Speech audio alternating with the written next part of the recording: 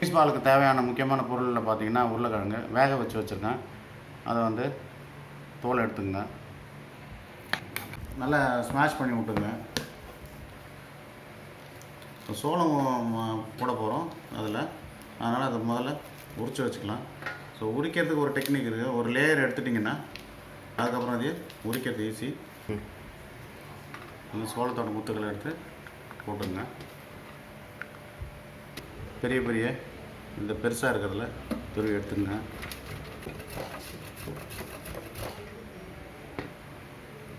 Cheese துருவியாச்சு.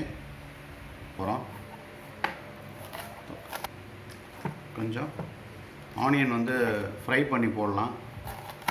அது onion போடாமல் செய்வாங்க சில பேர். ஆனியன் ஃப்ரை பண்ணி போட்டால் ஒரு நல்லா பிரத்யேக டேஸ்ட் இருக்கும்.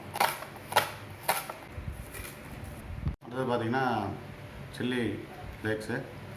இது வந்து பவுடராக போடுறதுக்கு பதிலாக கொஞ்சம் ஃப்ளேக்ஸாக கொஞ்சம் போட்டுங்க. இது பார்த்திங்கன்னா மல்லி, கொத்தமல்லியும்போம்.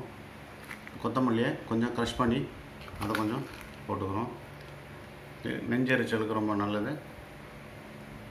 இப்போ பொடிச்ச பெப்பர் பொடி போட்டுக்கிறோம். ஸோ அது கொஞ்சம் மிளகு நிறையா போட்டுக்கிறோம். மிளகாய் நிறையா போட்டிருக்காங்களா கொஞ்சம் பெப்பர் பொடியை பார்த்து காரத்துக்கு தகுந்த மாதிரி தெளிவு உங்களுக்கு எவ்வளோ தேவைப்படுன்னு பார்த்து டேஸ்ட்டுக்கு தகுந்த மாதிரி போட்டுக்கலாம். கார்ன்ஃப்ளவர் மாவு போட்டுங்க. ஸோ இந்த கார்ன்ஃப்ளவர் மாவு எல்லாத்தையும் பைண்ட் பண்ணுறதுக்கு யூஸ்ஃபுல்லாக இருக்கும். மிக்ஸ் பண்ணிங்க. எண்ணெய் வைக்குங்க. ஸோ எண்ணெய் விட்டிங்கன்னா இது ஒட்டாது.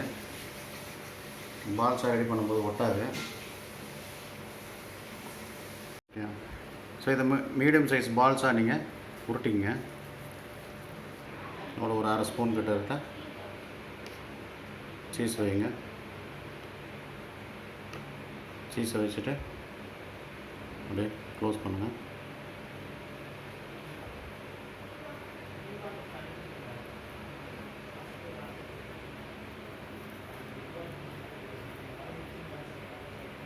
எல்லாம் எடுத்து முதல்ல வந்து எதுலேயும் டிப் பண்ணாதீங்க. ஃபஸ்ட்டு பிரெட் க்ரம்ஸில் போட்டு ஃபஸ்ட்டு ஒரு உருட்டி எடுத்துக்கிட்டு சின்னதாக ஒரு கோட்டிங் அப்ளை ஆகட்டும். பார்த்திங்கன்னா கார்ன்ஃப்ளேக்ஸ் மாவு இருக்குது, அதில் கொஞ்சம் நீர் விட்டுங்க.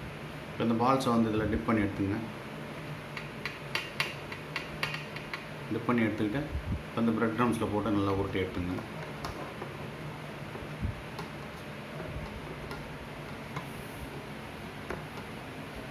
ஸோ நல்லா அப்ளை ஆகிடுச்சு. அளவுக்கு மீடியமான ஹீட்டில் எண்ணெய் கையில் பற்றாதீங்க. பால்ஸை ப்ளேஸ் பண்ணுங்கள். கொஞ்சம் நம்ம எண்ணெய் முழுகாத அளவில் இருக்கிறதுனால கொஞ்சம் நீங்கள் அதை மூவ் பண்ணி விட்டுங்க. முழுகிற அளவு இருந்தால் ஒன்றும் பிரச்சனை இல்லை.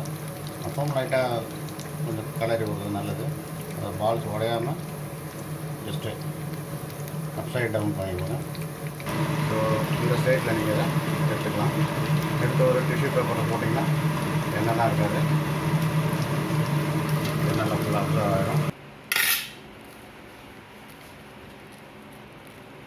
வச்சு பார்த்திங்கன்னா இந்த அசல் சீஸ் பால்ன்றது இது தான். இப்போ இதில் போடுற இன்க்ரீடியன்ஸ் கொஞ்சம் ஒரு சிலர் முன்ன பின்ன இருப்பாங்க, சிலர் சோளம் போட மாட்டாங்க.